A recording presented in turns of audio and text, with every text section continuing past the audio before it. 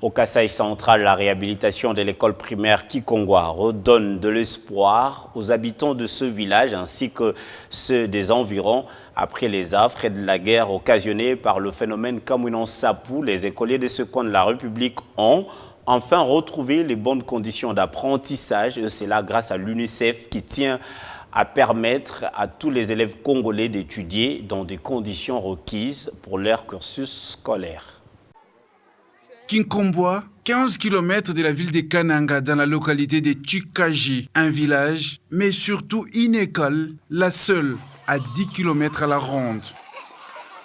Créée au début des années 90, cette école a été partiellement détruite pendant les affrontements entre les FARDC et les présumés Kamouinan Sampou. Nous avons beaucoup souffert. Nous sommes restés. Après avoir retourné là où nous étions allés nous implanter ou aller nous cacher dans la forêt, nous sommes revenus ici sans encart. Et puis, toute l'école était dépourvue.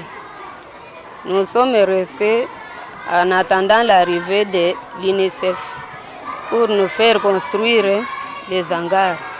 Il nous a aidés en construisant les hangars, les installations sanitaires.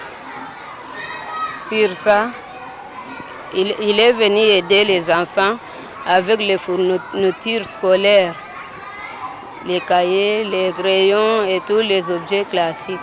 Après la guerre, l'école est le seul objectif des enfants de ces villages, mais également de ceux de plusieurs autres villages environnants. Après la guerre, il n'y avait que 2 salles de classe. Et nous tous, nous étudions dans ces 2 salles de classe, les élèves des 3e, des 4e, des 5e et même des 6e. Aujourd'hui, la situation a un peu changé, mais nous manquons un centre de santé dans le village. Notre village est pauvre et cette école peut faire de nous de grandes personnes dans le futur. Merci à l'UNICEF qui nous a construit les salles de classe. Nous étions sous les arbres, nous venions pieds nus à l'école. Quand il pleuvait, il n'y avait pas cours. Il n'y avait ni latrine ni banc. Aujourd'hui, la situation a un peu changé. Pour subvenir aux besoins de l'école, les villageois s'organisent en cultivant 1 hectare derrière l'école. L'argent de la vente de la récolte sert à payer les enseignants. Les relations sont très bonnes entre les comités des parents et les enseignants.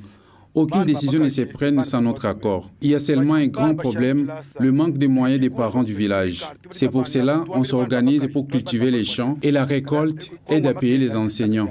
L'État doit prendre ses responsabilités en construisant d'autres salles de classe, mais également à payer des enseignants. Après la destruction de l'école, l'UNICEF a reconstruit et réhabilité plusieurs infrastructures scolaires dans la région. À Kikongwa, 3 nouvelles salles de classe ont vu les jours. Avec la crise, nous avons dénombré plus de 460 écoles qui ont été détruites, presque totalement détruites. Et dans cette réponse, UNICEF s'est assuré que des espaces temporaires sont disponibles pour assurer la continuité du droit à l'éducation de ces enfants dont les écoles ont été détruites. Et à ce jour, l'UNICEF a pu mettre en place 462 salles de classe qui a permis ainsi à plus de 140 000 enfants dans le Kasaï de bénéficier, d'assurer la continuité de leur éducation. Nous avons aussi formé des enseignants. Former les enseignants dans le curriculum général, mais aussi, à cause de la crise, nous savons que ça a eu un impact important au niveau psychologique.